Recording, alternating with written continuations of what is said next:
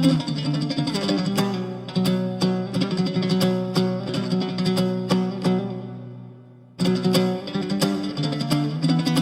حیدر ولد امام کبابه عربخانه بلوچستان. Mana shu yerda sobiqa o'zbekni farhangi taqriban 100 yildan ko'proq bo'lgan shu yerdalar.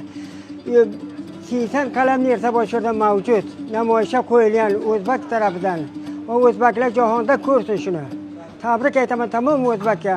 Masalan, choynak bor, pishqob bor, zanjirxila bor, g'o'ri bor, mana charx bor, taroq bor, mana kulo bor, mana tun bor, qo'shiq bor, noskoda bor, mana bu taroq bor, mana bu qo'linni tarog'i sobiqdan qolgan, mana bu chang bor, sobiqa qolgan o'zbekning nomi nishoni. Boshqa mana massi bor, zanonai massi, mana bu kulo bor, mana bu chashvand bor, mana bu dog'il bor, paranji bor, o'zbekning nomi nishoni, mana bu parda bor.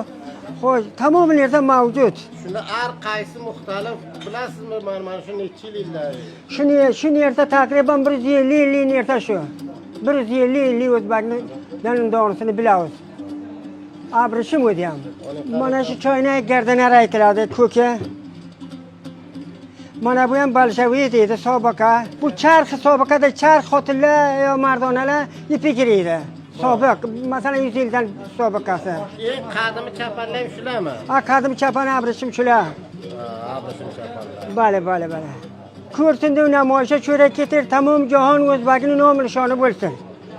Tarixda yetmasin o'zbekning oti, nomi nishoni. Xorijdagi dohiliy hammasiga tabrik aytaman.